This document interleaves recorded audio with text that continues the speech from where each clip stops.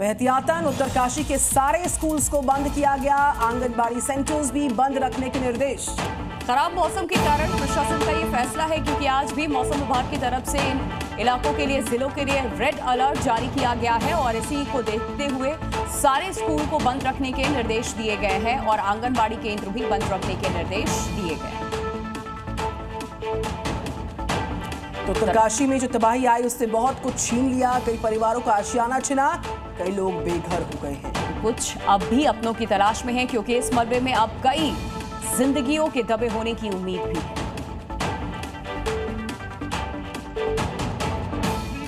तबाही ऐसी जो सब कुछ अपने साथ बहा ले गई और जो कुछ बचा वो पूरी तरह से बर्बाद हो चुका है।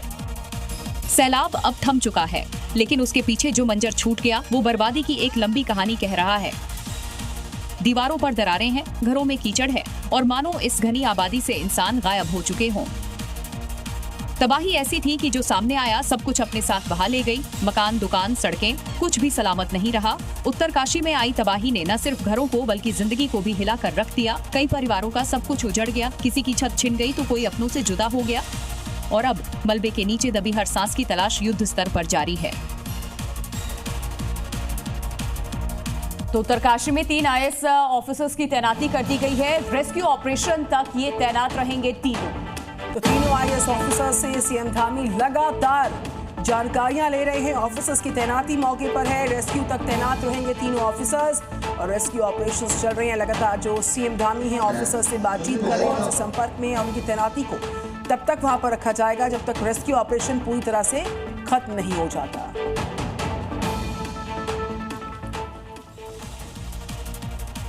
उत्तराखंड के उत्तरकाशी में बादल फटने से भारी तबाही देखने को मिली। कई लापता बताए जा रहे। मौके पर रेस्क्यू टीम पहुंच चुकी है। हर तरफ तबाही का मंजर इस वक्त देखने को मिल रहा है। लोग खुद को बचाने की जद्दोजहद में भी जुटे हुए हैं।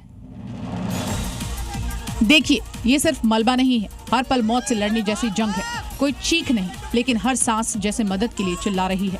हर सेकंड भारी पड़ रहा है और जिंदगी की डोर वहां फंसी हुई है। अब देखिए कैसे ये शख्स मलबे से बाहर निकलता है, लेकिन जैसे ही उम्मीद जगती है उसी वक्त वो फिर फंस जाता है। मलबा और कीचड़ पीछे नहीं हटता, बल्कि उससे दोबारा निकल जाता है। वो खुद को बचाने की हर कोशिश करता है, हाथ मारता है, पैर फेंकता है, लेकिन 1 इंच भी नहीं सरक पाता। ये जिंदगी और मौत के बीच खींचतान का वो लम्हा है जहाँ पर सांस भी बोझ लगने लगती है और उम्मीद एक धुंधली सी रोशनी बन जाती है। ये लड़ाई किस्मत से है, वक्त से है। इंसान हार मानने को तैयार नहीं हुआ और आखिरकार किसी तरह वो वहां से निकला।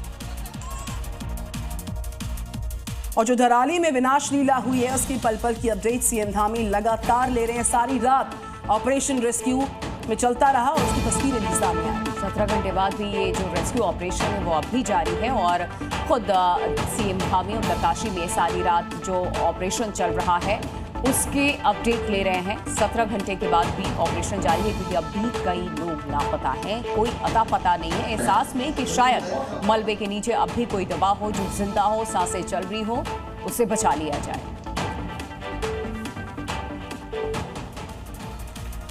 तो थराली से कुदरत के तांडव की जो भयानक तस्वीर सामने आई वो दिल को दहलाने के लिए बहुत है। अचानक से पहाड़ से मलबा भर कर नीचे आया और देखते देखते बिल्डिंग्स के साथ साथ पल भर में लोगों का भी नामो निशान मिटाता चला गया। ये कुदरत का वो तांडव जो पलक झपकते ही पहाड़ से टूटा, भर कर गिरा मलबा और साथ ले गया जिंदगी के हर निशान। ये तूफान नहीं था, ये मौत का बवंडर था जो आसमान से नहीं पहाड़ों से उतरा और सब कुछ रौंद गया। खौफनाक मंजर में लोग भागते रहे, लेकिन मौत ने बाज की तरह झपट मारा। हर दिशा से चीखें थी, पर कोई सुनने वाला नहीं था। जो बचे हैं वो भी खामोश हैं, क्योंकि आंखों के सामने उजड़ते घर और मिटते चेहरे शब्द छीन लेते हैं